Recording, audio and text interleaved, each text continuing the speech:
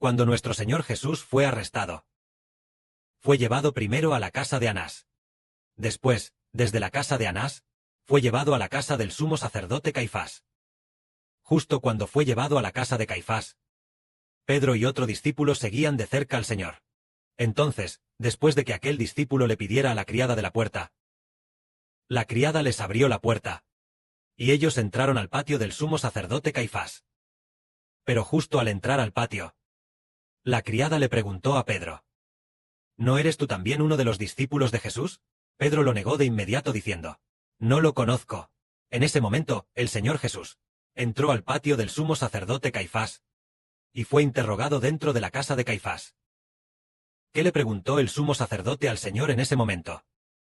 Le interrogó sobre sus enseñanzas y sobre si Jesús era realmente el Cristo.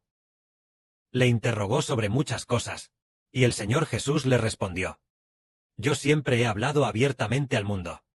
Siempre enseñé en las sinagogas y en el templo. Y nada he hablado en secreto. ¿Por qué me preguntas a mí? Pregúntales mejor a aquellos. Entonces, en ese momento, uno de los alguaciles le dio una bofetada al Señor. Es decir, un sirviente del sumo sacerdote abofeteó al Señor, diciendo: ¿Así respondes al sumo sacerdote? Entonces el Señor le dijo: Si he hablado mal, puedes señalar en que me he equivocado. Pero si he hablado bien, ¿por qué me golpeas? En ese momento, el Señor Jesús estaba atado, siendo interrogado en la casa del sumo sacerdote. De hecho, en el testimonio de Mateo, se registra con más detalle. En el testimonio de Mateo, se relata el proceso del interrogatorio del sumo sacerdote al Señor. Él le preguntó al Señor de esta manera. En ese momento, había mucha gente acusando al Señor Jesús en la casa del sumo sacerdote Caifás. Es decir, los principales sacerdotes, los judíos, y los ancianos no dejaban de acusarlo. Pero nuestro Señor Jesús no respondía ni una palabra.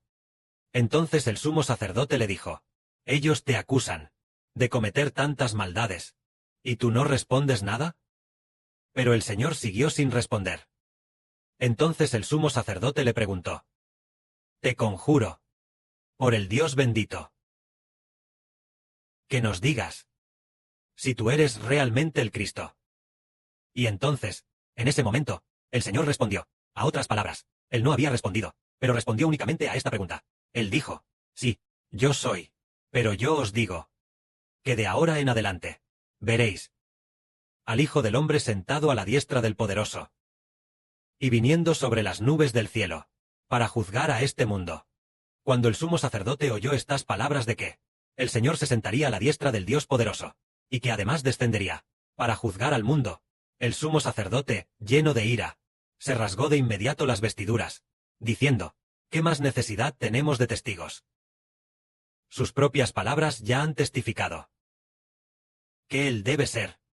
Sus propias palabras ya han testificado que es culpable. Entonces el sumo sacerdote volvió a decir: ¿Qué os parece que se deba hacer con él? La gente de entonces dijo: Crucifícalo, crucifícalo. Y así, muchos decidieron, iban a crucificar a Cristo el Señor. ¿Por qué motivo el sumo sacerdote Caifás? ¿Por qué razón estaba tan enojado, tanto que en su ira se rasgó sus propias vestiduras del cuello? Fue porque él dijo: Has hablado blasfemia. Fue porque el Señor Jesús dijo: ¿Yo soy el Hijo de Dios? El sumo sacerdote consideró que había hablado palabras blasfemas contra Dios. Pero como el Padre Celestial no abrió los ojos del sumo sacerdote, no permitiendo que el sumo sacerdote reconociera que Jesús es el Señor, porque el Padre Celestial ve a través del corazón del hombre. Aquellos que son dignos de la vida eterna, todos pueden reconocer que Jesús es el Señor.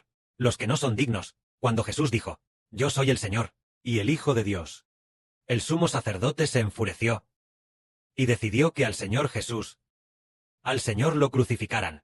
Esto es lo que pasa cuando el sumo sacerdote del Antiguo Testamento, al no recibir la misericordia de Dios, incluso cuando el Redentor vino al mundo, él no lo reconoció. Que la gloria sea para el Padre y el Señor. Amén.